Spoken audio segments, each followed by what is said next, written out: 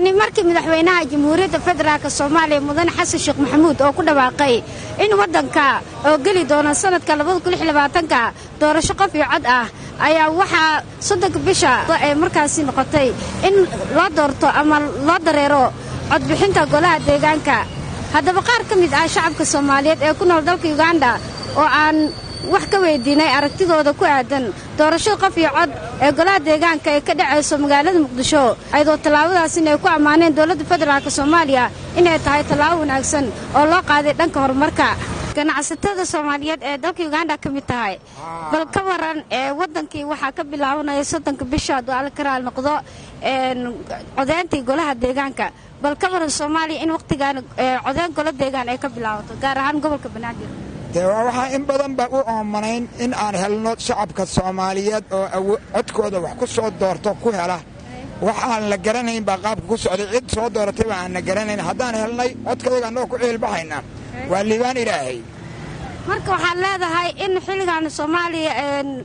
qof iyo cod oo ka dhaco waa guul dawladda federaalka ay gaartay guul dawladda federaalka ay gaartay way shacabkana guul weyn u aweeyay inay codkooda ku ceelbaxaan بسم الله الرحمن الرحيم أنا ومجيء وهاي عبد القادر حسين أنا قدوميها جالية الجامعة الدولة يوغندا وكودوا برامجك برانتي وتلابو هرسيدي كرتا هرمر بالشو صوبتو بالشو وحجان السيلايان إن أي دورتان هوغان كيرابان بالشو حكمو جكرا ربيتان كودا بالشو حكمو جكرا عد كودا وحانا ماشكا بحيسا ماسقي إحدا برانتي كعبد الغنيان وسودوينا dadka waxay jaanis helayaan inay muujiyaan dareenkooda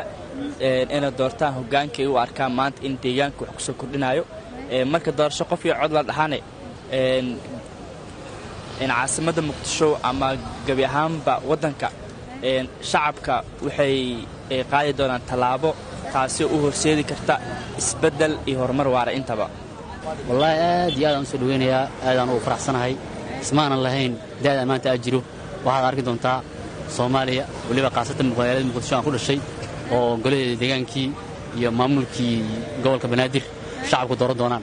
waa soo dhaweynaya wallahi guul ma ahane aan generation-keenan iyo generation-ka naga dambeeyo oo dhan waxay tahay horumar weyn waliba maxaa yeelay asaagan waxa arki jirnay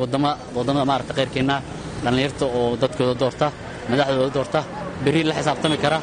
maartay wixii dadkii ay doorteen laakiin inaad dooran waxa ku la xisaabtami leh golaha deegaan oo ku metela daadan lahayn waa ka sii culays badan tahaba imika waxa loo madalsan yahay 3 bisha in golaha deegaan doorasho golaha deegaanka markaas dadweynaha ku nool magaalada Muqdisho u dareeraan adiga sida u aragtaa in golaha deegaanka loo codeeyo oo gobolka Banaadir ay ka dhacdo wallahi taasna aad iyo aad u wacantahay laakiin aniga shisheeye hadaan joogno laab ay noolta in doorasho qof iyo cod ah Soomaaliya ka dhaco maanta nool dhaho laakiin waxa weeyaan tixgelinteedana shacabka wato ina ku sabad garoon dawladda doorasho iyo qof iyo cod soo we are very happy marka xalada qof anaga aan dooran karo hadootina markii wax ii qawaa codka ka qaadan kara ayaa dooranayna waxa weeyaan muhiimadda bataas hadii baarlamaanka wax ni doora iyo xilwaano si nool dhigi jir waxa weeyaan galaashan iyo waa ku daalnay laakiin hadda dhabta taageerta sheekada waxa waay qof iyo cod hadii aan qato qofka aniga dooran bisaan hogaamin karo adoo hogaankiisana qaldanaado waxa weeyaan aniga un baa cod ka qaadan karno qof kale u dhiibo karno magacaygu waa Cabdiraxiim Caawiye waxaan ka mid ahay ardayda wax ka barata dalka Uganda ee caasimadiisa Kampala waxaan aad u soo dhaweynaynaa doorashada qofka iyo codka ah iyo sidoo kale golaha deegaan ee dhawaan laga samayn doono magaalada Muqdisho waa arrin bogaadin mudan oo ay dawladda ku amaanan tahay oo aan isleeyahay waxa looga baaqsan karaa dhalinyarada tahriibaysa oo ku nool Afrikada ilaa iyo South Africa ilaa Kenya Uganda kuwaasoo ka quustay wadan aan ka lahayn mustaqbalkii dalkeena hooyo waxaan aaminsanahay in kaalin ay ka qaadan karto rajadii dhalinyarada ay lahayd inay soo laabato anigu waa magacayga Cabdiraxmaan Saciid Xasan kuna nool dalka Uganda caasimadiisa Kampala waxaan soo dhaweynaynaa hanaanka fiican madaxweynaheena Jamhuuriyadda Federaalka Soomaaliya iyo dawladda federaalka ay hirgelinayso